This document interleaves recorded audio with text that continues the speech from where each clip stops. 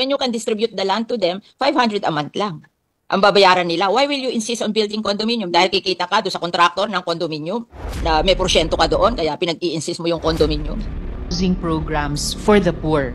Kaya in the magnitude of billions of pesos. Yun namang pong disenyong... Sabi mo, wala sa budget, isusingit pa lang sa budget, pero ang priority would be the condominium. Na sinasabi mo, 3.2 million units by 2028. Yun ang question ko sa DSUD. Bakit pinaprioritize yung middle class when your mandate is to help the poor and the homeless? Yung pong binanggit ko, Mr. President, na mga ipopropose pa lamang ng DSUD, na public rental housing at saka yung dalawa pa. Bukod po doon, yung existing na pinagkakagastusan ng gaan ng NHA. So why are you prioritizing the 3.2 million condominium for the middle class when your mandate is to help the poor and the homeless? Dapat yun ang first priority. In fact, that is our problem in Las Piñas. That yung inyong condominium na pinopropose, it's not for the poor and the homeless. It's for the middle class. So why are we providing houses for the middle class? They can buy from others because they can afford it.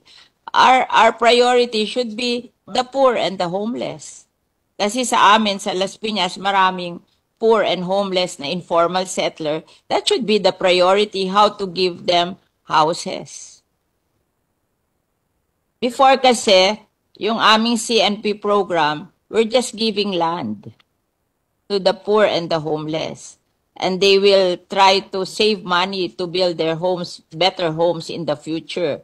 And ang amortization lang nun, 500 pesos a month. So they can afford it. The poor and the homeless, they can afford it. Even the tricycle driver and the mga nagtitinda sa palengke. But now, they are prioritizing condominium. Ang condominium, mahal. It's for the middle class. It's not for the poor. Tapos paaalisin nila doon sa lupa yung poor, lalagyan nila ng condominium. Saan nila dadalhin yung poor? That's our experience in Las Piñas. So I'm telling the Secretary what is our experience in Las Piñas. Yes, Mr. President.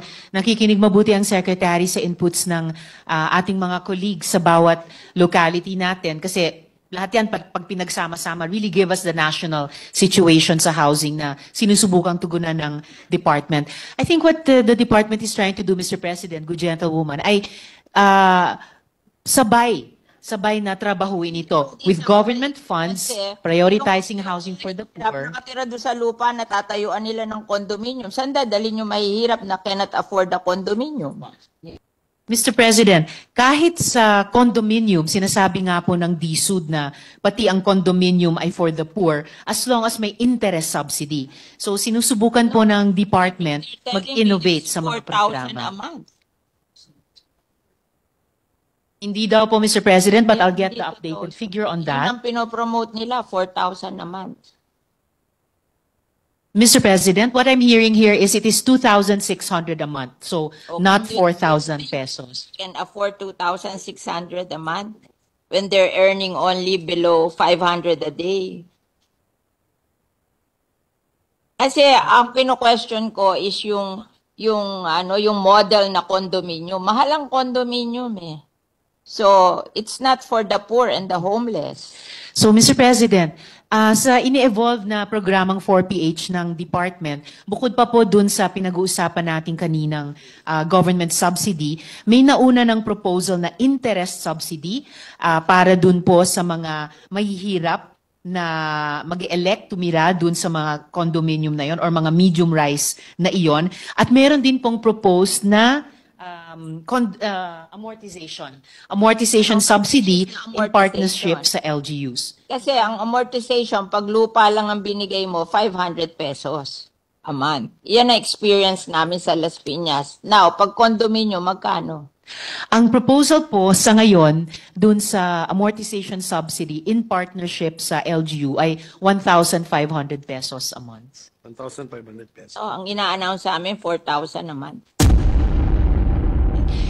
Yun yung, That's the problem. yun po. Why will you insist on building them condominiums when you can distribute the land to them 500 a month lang? Ang babayaran nila. Why will you insist on building condominium? Dahil kikita ka do sa contractor ng condominium na may porsyento ka doon, kaya pinag-i-insist mo yung condominium. Actually, Bakit nyo ini-insist ang condominium? Payag naman yung mahihirap na i-distribute na lang yung land sa kanila, and that's 500 a month. Mr. President, kung naalala po ng good gentlewoman last year, sinimulan na nating i-advocate. We can hear you. Thank you, Mr. Just President. protecting the people living on the informal settlers. They are being deceived that they will be given condominium. Akala nila free yon. Sabi ko, mahal yan. So, huwag kayo aalis dyan sa lupa kasi pwede namang ibenta sa inyo yan lupa. At yan ang hulugan nyo, mas mura. Oo. Yun lang naman yung option na yun. Kasi paaalisin sila eh. And pagpunta nila sa Las Piñas, kasama pa nila Shopsy. Oh. So, who are doing that? Mr. President, as I was saying kanina, bukod dun sa Kasama may nila contractor. Oh, yung contractor nagagawa ng building. Bakit kasama contractor? Ha? Mr. President, Ano yan, negosyo? Ha? Na i-deprive ang poor ng mga lupa nila tapos ninegosyohin nyo yung lupa? Ano yon? Ba't may contractor at ano yon, ibebenta? Sabi nila, how are you able to buy? You have to apply sa pag-ibig. And if you're rejected, you are not entitled. Mr. President, as I said earlier, kahit kay Secretary mukhang may problema dun sa Las Piñas, and as in previous years, we should, yes, well, it's a good example to gain practical lessons from. So baka kailangan nating tugunan on the ground. Pero gusto ko ring i-make of record na yung binanggit ng good gentlewoman na 700 pesos amortization ay hindi na po nalalayo dun sa nakikitang posible